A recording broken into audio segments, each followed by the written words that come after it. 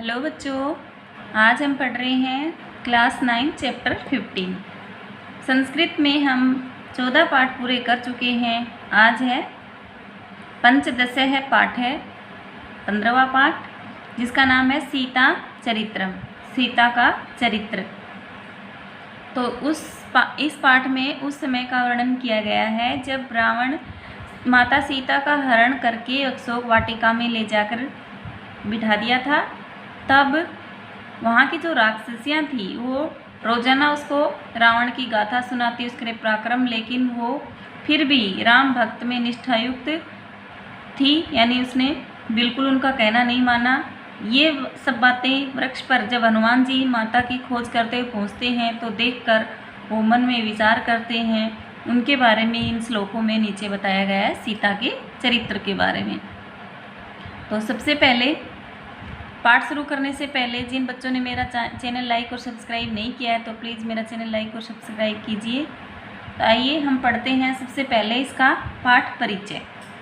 प्रस्तुत पाठ महर्षि परचेतस पुत्रेण वाल्मीकिना विरचित आदि काव्यस्य रामायण से सुंदरकांडात् संग्रहित है। प्रस्तुत पाठ महर्षि परचेतस के पुत्र वाल्मीकि के द्वारा विरचित आदि काव्य रामायण के सुंदरकांड से लिया गया है। अशोक वाटिकायां स्थिता सीता भयंकराक्षसीभिः परिवर्ता विविधान कष्टान भुंजती कृशकाया संजाता। अशोक वाटिका में स्थित सीता भयंकर राक्षसियों से घिरी हुई तथा विभिन्न कष्टों को भोगती हुई क्षीण शरीर वाली, यानी कृश शरीर वाली हो गई थी।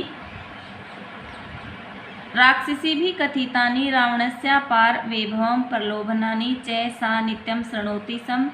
राक्षसियों द्वारा कहे गए रावण के अपार वैभव और प्रलोभनों को वह रोजाना सुनती थी, किंतु तस्याम अवस्थाम अपि सा रामे अनन्य निष्ठावती सती केन प्रकारेण चरित्रशीलियो रक्षाम कृत्वा संयमितं जीवनम यापयति सम।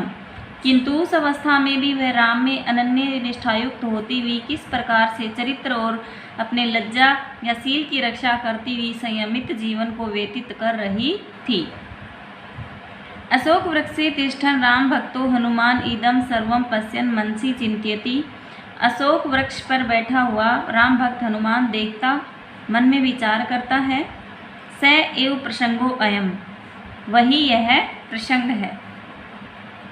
सीता चरित्रम पहला श्लोक है इसमें। परसस्ये तु परसस्त्व्यां सीतां तां हरि पुंगवः गुणा अभिरामं रामं च पुनश्चित् चिंता परो अभवत्। इस श्लोक में माता सीता का चरित्र के बारे में बताया गया है कि प्रशंसनीय, यानी प्रशंसा के योग्य, प्रशंसनीय उस सीता जी को प्रशंसा करके और गुणों से सुंदर श्री राम की भी प्रशंसा करके हनुमान जी फिर से विचार मग्न हो गए।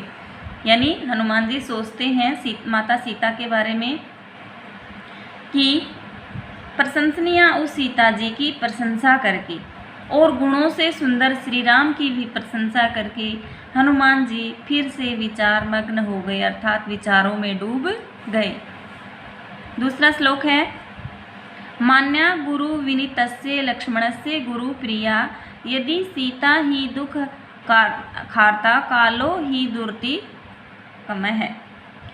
इस श्लोक में बताया गया है कि अशोक वाटिका में जब कष्ट सहन करते हुए सीता को देखकर हनुमान जी द्वारा उनके कष्टों को समय की गति के कारण बताते हुए मन में विचार कर रहे हैं। हनुमान जी मन में क्या सोच रहे हैं कि शायद समय की गति है, समय ही, भाग्य ही इनका ऐसा है, तो सोचते हैं। तो क्या बताया गया है, गुरुओं द्वारा शिक्षित, गुरु विनीत यानी गुरुओं द्वारा शिक्षित तथा लक्ष्मण जी के बड़े भाई की प्रिया, बड़े भाई की प्रिया यानी बड़े भाई की पत्नी माननीय सीता जी भी यदि दुख से आतुर हैं, आतुर यानी व्याकुल हैं, तब तो निश्चय ही समय अंतिकर्मणीय है, यानी समय विपरीत है। तीसरा श्लोक है।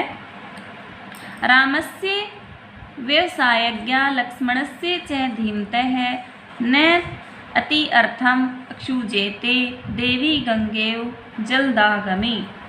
इस श्लोक में क्या बताया गया है कि जब सीता वृक्ष के नीचे बैठी हुई हैं और हनुमान जी उनकी खोज करते हुए पहुंच जाते हैं, तो उनको देखकर मन में सोचते हैं कि राक्षसियों के बीच में घिरी हुई और अनेक कष्टों को सहन करने वाली सीता जी उनकी तुलना वर्षों के समय गंगा से की गई है। हनुमान जी कहते हैं, क्या सोचते हैं कि राम के द्वारा और बुद्धिमान लक्ष्मण के पराक्रम को जानने वाली देवी सीता उसी प्रकार अत्यधिक क्रुद्ध नहीं होती या उनको क्रोध नहीं आता जिस प्रकार वर्षा ऋतु आने पर गंगा नदी अत्यधिक अक्षुब्ध नहीं होती है, जलदागमी यानी अत्यधिक जल आने पर। तो यहाँ पे सीता माता की तुलना किससे की गई है? गंगा नदी से। श्लोक 4, तुल्यशील वयोवृताम तुल्या भीजन लक्षणाम राघो अहर्ति वैदेहीम तम चेयम सीते लक्षणा। इस श्लोक में हनुमान जी क्या सोच रहे हैं कि अशोक वाटिका में स्थित माता सीता अनन्य कष्टपरायणा माता को देखकर सभी तरह से राम और सीता को तुल्य बताते हुए हनुमान जी कहते हैं, तुल्य यानी उन दोनों में समानता बताते हुए, तो क्या कहते हैं? समान स्वभाव तुल्यशील वयोवृता तुल्य भीजन लक्षणम। तो समान स्वभाव, समान अवस्था और आचरण युक्त समान कुल और लक्षण वाली सीता के लिए राम उपयुक्त हैं और उस राम के लिए यह कजरारे नेत्रों वाली माता सीता योग्य हैं, अर्थात परस्पर दोनों ही एक दूसरे के लिए योग्य बताए गए हैं। ये बात कौन सोच रहा है? हनुमान जी। 5वां श्लोक है, अस्या हेतुर्विशाल अक्षा हतो वाली महाबल है रावण प्रतिमो वीर्ये कबंधश्च निपातितः। इस श्लोक में हनुमान जी क्या सोच रहे हैं कि राक्षसियों से घिरी हुई दुखी सीता जी को देखकर अपने मन में सीता जी के कारण श्री राम द्वारा महाबली राजा बाली एवं कबंध को मार दिए जाने का उल्लेख किया गया है। किसका? राजा बाली और कबंध। तो देखिए इस श्लोक में अस्या हेतुर्विशालक्षा, इस विशाल नेत्रों वाली सीता के लिए श्री राम द्वारा शक्तिशाली बाली मारा गया और पराक्रम में रावण के समान कबंध राक्षस को भी मार दिया गया। निपातिता यानी मार दिया गया। 6वां श्लोक है, वीराधश्च हतः संजय राक्षसो भीम विक्रमः वने रामेण विकृज्य महेंद्रेणेव सत्वरः। इस श्लोक में हनुमान जी के द्वारा बताया गया है कि जो वीराधस्य यानी देवराज संजय राक्षसो भीम विक्रम है, यानी जिस प्रकार देवराज इंद्र द्वारा, ये राक्षस का नाम है संबासुर, यानी संबासुर का युद्ध में वध किया गया, उसी प्रकार श्री राम द्वारा वन में अपने पराक्रम द्वारा युद्ध के मैदान में भयानक पराक्रमी राक्षस विरोध को मार दिया गया। ये इसमें राम के पराक्रम का वर्णन किया गया है। 7वां श्लोक है, यदि रामः समुद्रान्तां मेदिनीं परिवर्तयेत् अस्याः कृते जगच्चा अपि युक्तमिति एव मे मतिः।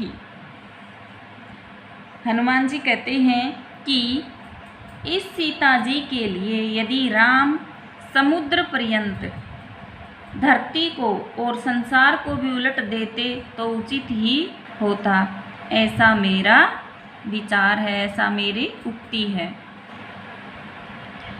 राज्याम यानी वो सीता के चरित्र को देखकर ऐसा कहते हैं। 8वां श्लोक है, राज्यम वा त्रिषु लोकेषु सीता वा जनक आत्मजा त्रैलोक्ये राज्यम सकलम सीताया न अनुप्यात कलाम।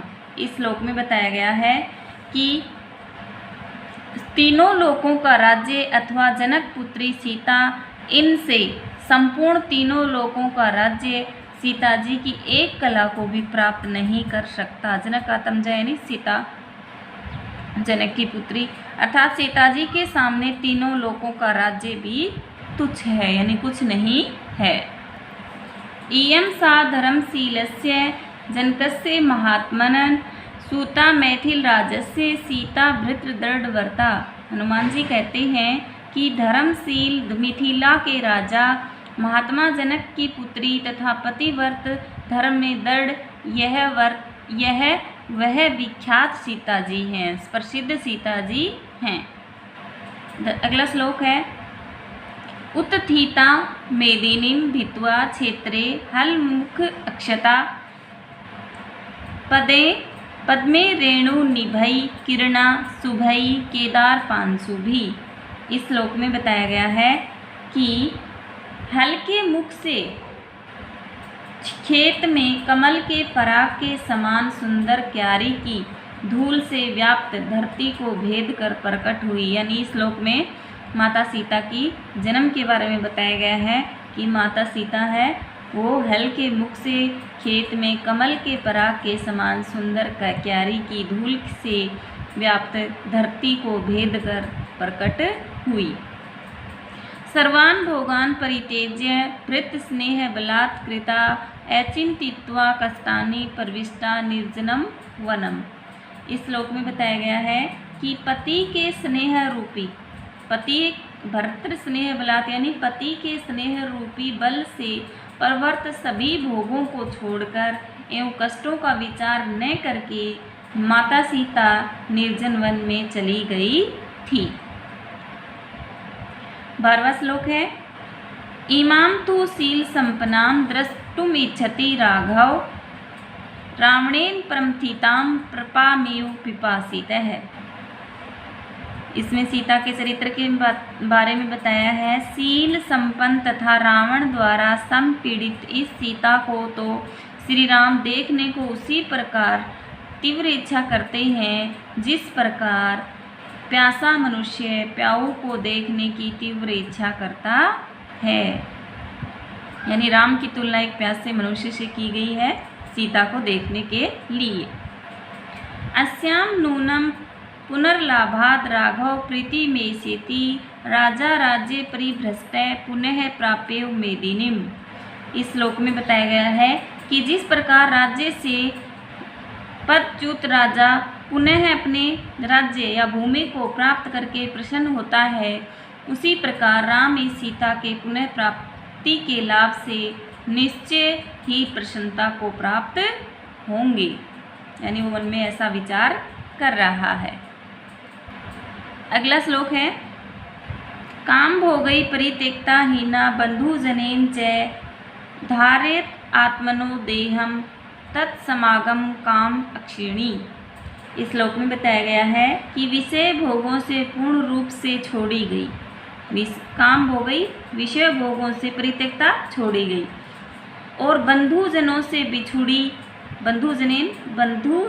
बिछड़ी हुई यह सीता उन श्री राम से समागम की इच्छा वाली होकर ही स्वयं के शरीर को धारण कर रही है।